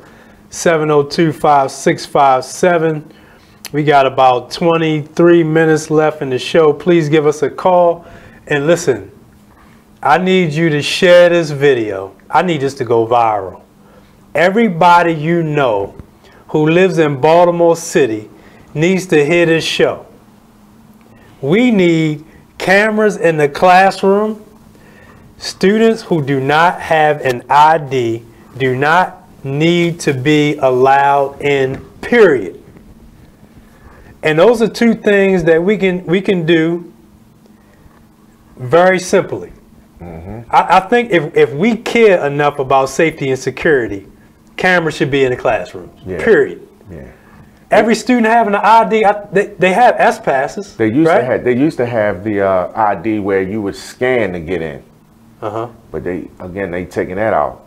And again, I could give you any name coming in school. Like if I need a late pass, I can say my name, Darrell White. Yeah. And they don't know if that, and you write, you got 150 kids in line, you just write pass he late, and I got to pass, and then I go right to class, or just give you a fake name, and then it's like, you know. So, but the scanner resolved all of that. Wow. Kimmy just said something interesting. What you got, Kimmy? I just had this happen to me. Most parents wouldn't allow for their child to be videotaped. How about body cameras on their ID? I just had this situation, Kimmy. I was in a classroom. A young lady was cheating. I recorded the young lady, and she went to her mother, and her tried to go to the school board and all this and that, but I knew the handbook, and I told them, you know, certain pages that they can go to, this and that. But the young lady tried to make it, she tried to turn it into like it was a sexual thing. And I'm in a classroom with another teacher as well as 30 students. So it's like, no, you're cheating. I'm watching you on your cell phone, tucking your phone away, Googling answers, and I'm just sitting there across monitoring these kids taking the test. But again, it goes back to, you know, students trying to set teachers up. Yeah. And again, parents ain't gonna want the video. You know, my son was bullied on a school bus. First day into the new school, some kid punches him, and they say, well, we can get the footage off the bus. They get the footage off the bus. They supposedly suspended this kid. Supposedly. But did we have a mediation or whatever with the parent? Nah. Because me, I like to, whoever the kid is that's doing the action, I need to meet your parent so that this don't go further. Because if the school not going to protect my child, now you're leaving it up to me to protect my kid. Yeah. Yeah. I'm with you on that. We need to get a petition or something. Like, this is how serious this is. If we are concerned about the safety and security of our staff and students, it's certain things that we need, Dr. Santalisa. I hope I'm pronouncing that name right. And let me back up and let me say this. I have the utmost respect for anybody in that position. I'm sure it is not easy. I'm not here to demean the sister in that position or undermine her or even disrespect her. But I'm saying very simple. There are certain things that we need to make sure that our staff and our students are safe in Baltimore City public schools. Good people, we need to start a petition. We need cameras in the classrooms. All students need IDs before they enter the building. And we need to get that scanner back. And we need to do random searches. And I don't want to hear nothing about, with all due respect, about what we can't do. At this point, it is a state of emergency. It is a state of emergency. These are things that we need to happen, and we need this to happen right away in order for students and staff to be safe and secure.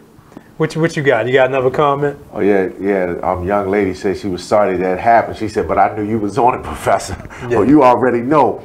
The sad thing about this is that, and I hate to try to predict something, but you see what just happened at Douglas. Sooner or later, students going to come in with a weapon. Yep.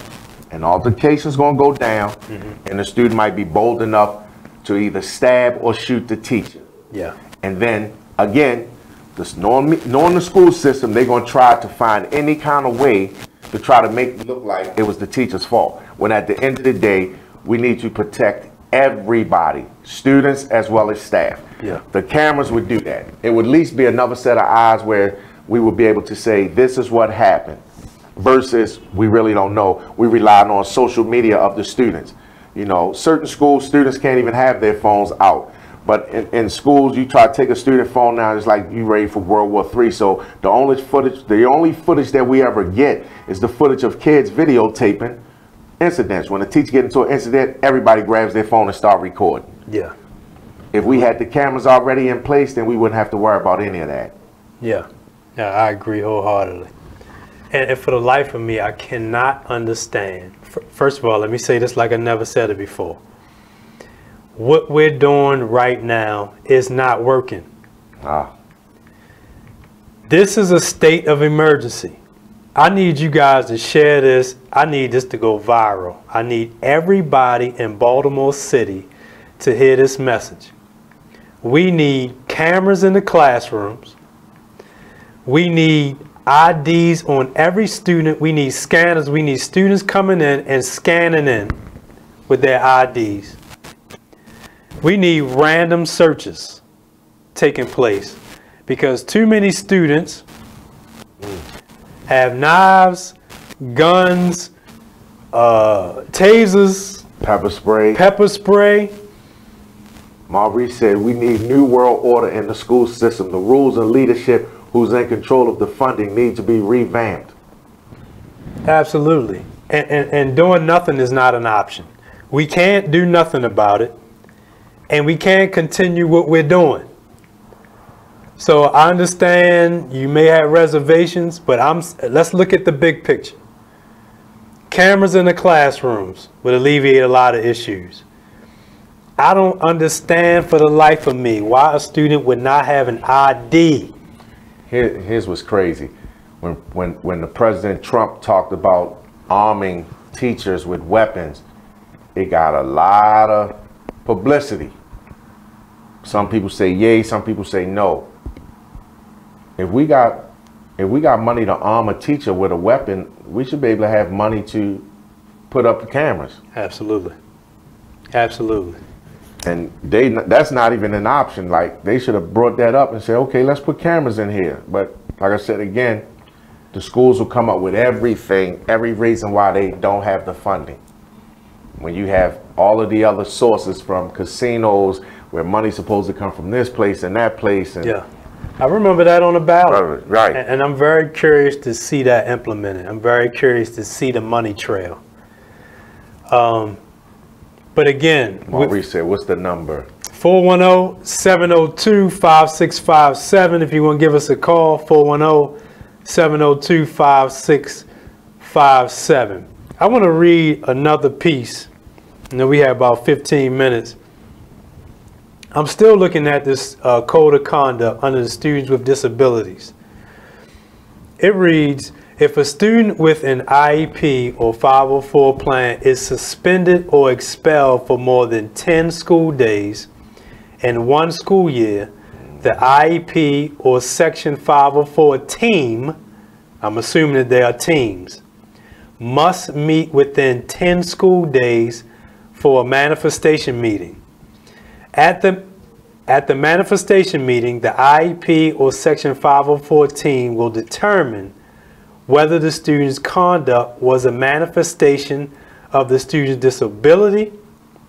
If the team determines that the behavior is a manifestation and the incident did not involve a weapon, drugs, or serious bodily injury, then the student will be permitted to return to school.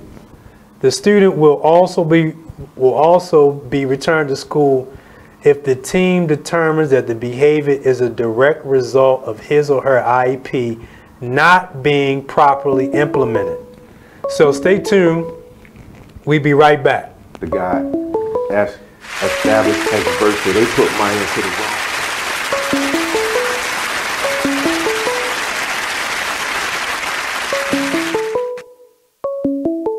Exposed Radio. Well, if you made them, take care of them. Yeah, that's period. Real. Right. That's the real deal. It's period.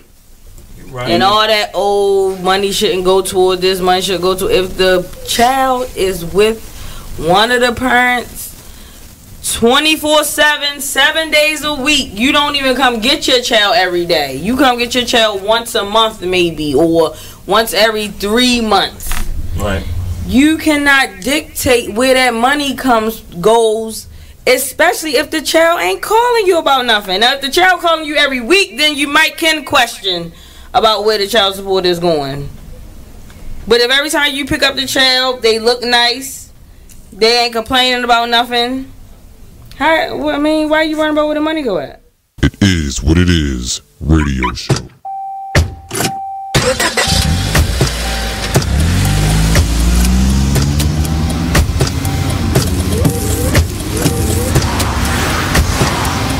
Driving has a rhythm all its own.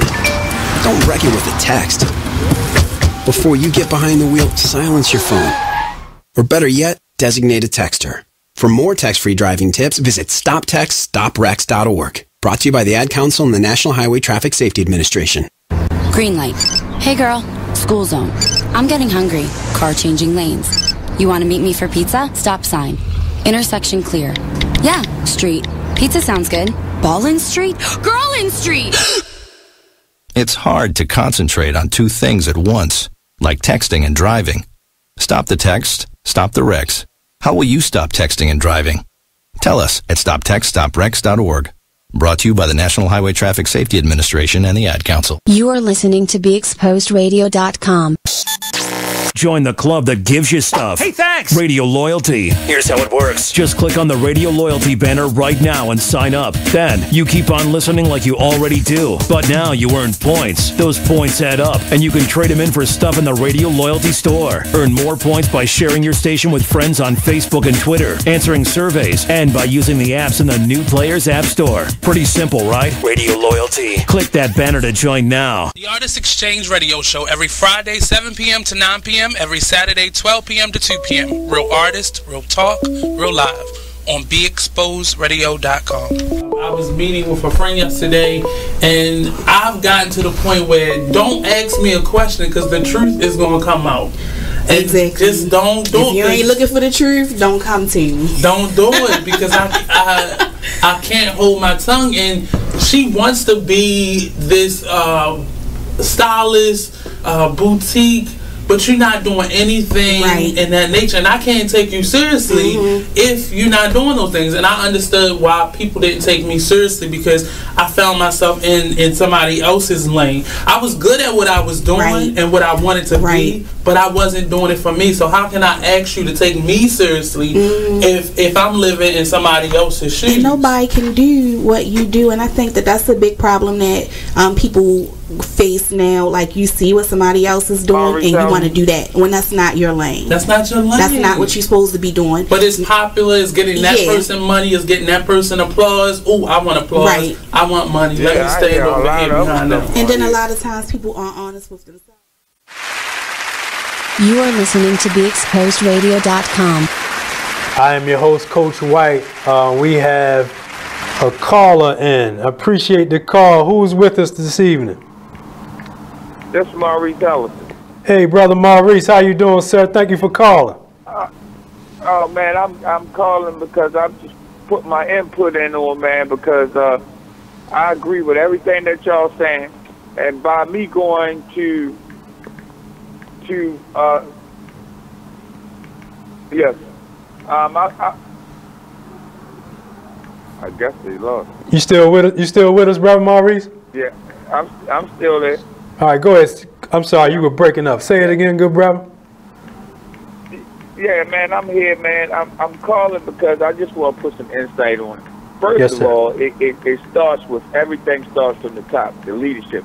It's just the money the funding that they had gotten for these last couple of years, the extra funding that the governor had put out. It goes, it matriculates with the school system. Yes, I'm still here, and the school system, man, and it starts with all the leadership.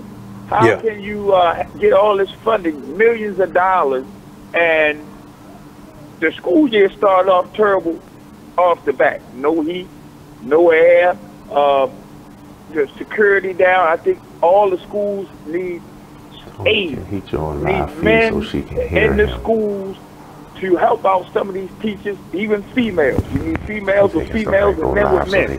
Because you try to teach these kids how to be adults. They're young adults.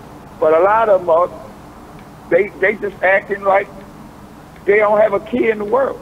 So you got to put things in position and so they can actually learn some things from other people who've been in that area.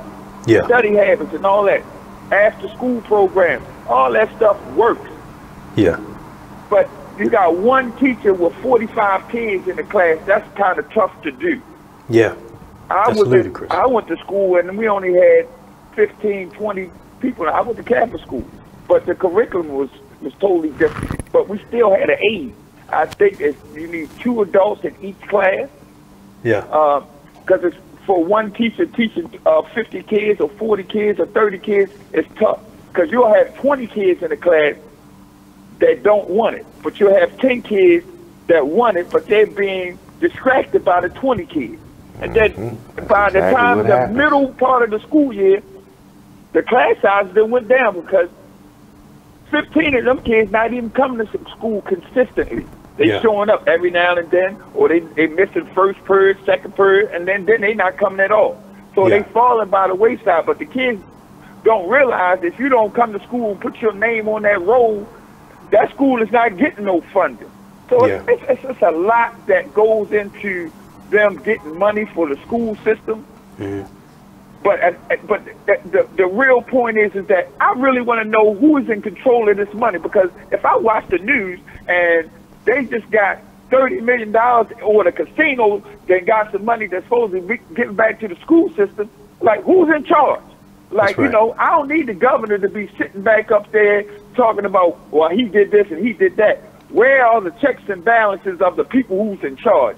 That's what I want to know, because if I'm spending my money and I go to work and I'm working 2-3 jobs and my tax money going here and there, oh, I need some answers. Because I'm just tired of people just sitting around, they doing a lot of talking. So what we need to do is, as the people, we need to put our foot down, and maybe we need to march on some of these big wigs, up at Annapolis and all that. Hold up, y'all getting paid. We already know y'all making money. We make so much emphasis on voting, and voting is great. But I don't need you lying to me just to get my vote. I need to see the actual work. And we need paperwork. They need I don't know, somebody need some kind of financial advisors or accountants need to be checking this so that people can see where this money is going at. Because we send our kids to school, even down to the bus people. The kids that transfer, the people that drive the bus, that transfer the kids back and forth, they need people on there with some experience to kind of calm these kids down, because a lot of these kids are on medicine. They deal with a lot. So you need more adults. Give these guys out here a chance that's been incarcerated, that don't have no real violent crimes, to kind of give them an opportunity, some training, so they can be in the school system helping these kids. I don't even care. Like, if you don't want your kids videotaped, then you need to homeschool them. Because we need to videotape everything so we can protect our kids. Like my grandkids, I need them protected. I need to see what's going on. I don't need you to tell me what's going on. I want to see actual footage. Yes, sir. I would like to be able to go on my phone and tap into the video podcast and say, well, let me check on and see what my grandson doing. I can watch it. You ain't got to call me and talk about his behavior and he did something. No, okay, I can see what he's doing. Okay, I'll be right up there. I'll discipline him. Don't worry about it. Yes, sir. That's what we need. See, when I went to private school, so my mother already gave them the okay to say, I had checks and balances. They had rulers and all that. I got cracked on my hands. They wasn't beating the hell out of us, but for the most part, I knew we had structure. But it was more than the nuns. It wasn't just the nuns. We had assistants in the class. And the class sizes need to be lessened, and they need to hire more teachers, and y'all need to make more money. Yes, sir. They need to give the teachers the money, because they the babysitters. These people sit, but I'm going to tell you this. I ain't going to hold it up. I'm going to tell you this. We need to change our slogan.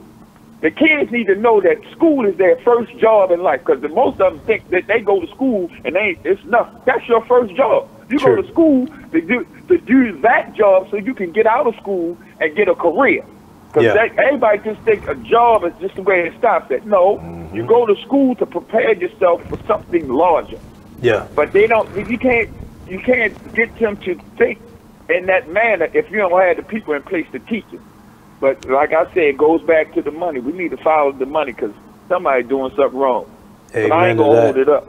Thank you, good brother. Thank you for the call, man. Don't let it be your last call. I appreciate you. No, it won't.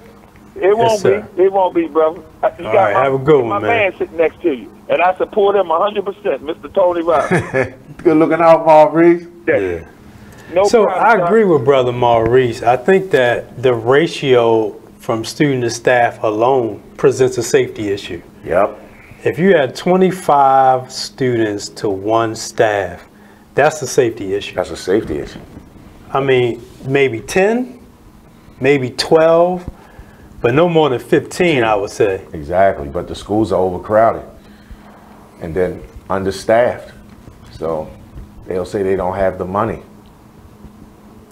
And I'm just taking my notes here. Staff to student. And I tell you the other part of it, the safety issue that we ain't even touched on. When the teacher not there and they got a substitute, substitutes rarely get the blues. Because they like, you don't know the protocol. They can do anything to the subs. And most subs, when they come there, they expecting to have a class that might be laid back. But most of the subs get treated like crap.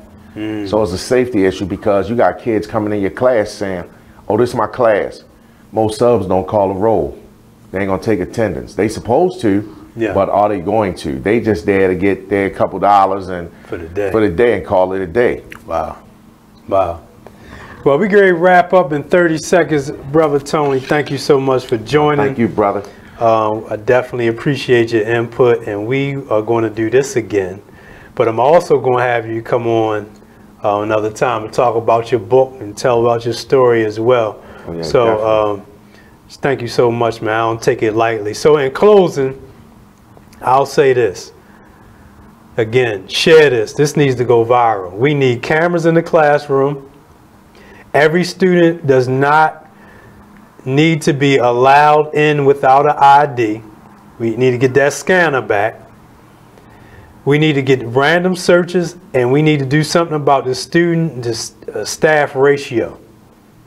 1 to 10, 1 to 15 tops. So I want you guys to chew on that. Again, thank you for joining me tonight. You know, I definitely appreciate your support. Me and Brother Tony will be back on this topic pretty soon. Thank you for supporting the Conflict Resolution Show. I'm your host, Coach White, your holistic personal trainer. We'll see you next week at 7. Thank you.